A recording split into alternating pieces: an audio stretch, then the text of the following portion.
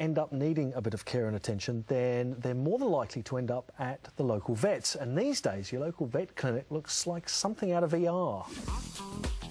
How far can you go to keep Fido or Puss alive? Well, vet Alex Melrose has seen huge changes in people's attitudes over the 20 years he's been caring for pets. It's become different than the old agricultural background of veterinary science in New Zealand, and now it's very much we're dealing with cats and dogs that are part of our family, and if they're part of your family, you want them, everything that can be done to be done within reason. Who's this, Mr. Tom? This is Tom, yeah. So he's a diabetic cat. Oh, yeah. 10 years ago, there was no treatment for Tom.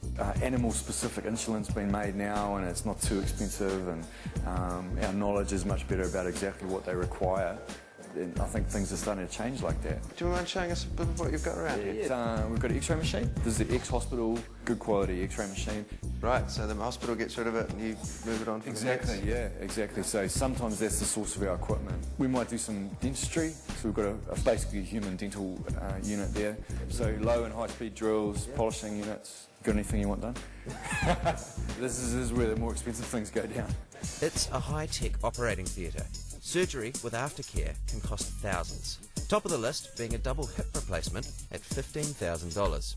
In here, they also deal with the results of accidents. So say I come into you, my dog's been hit by a car, and I say pull out all the stops. I want no expense spared. I want the best possible treatment. What do you do?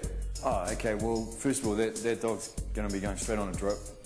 We're going to be pulling some blood out of it to run straight through the machine. Just look at parameters like how high its blood sugar levels have gone, which is a really good indicator of trauma and how extensive internal injuries might be. We're going to be running X-rays on any areas where we're identifying pain.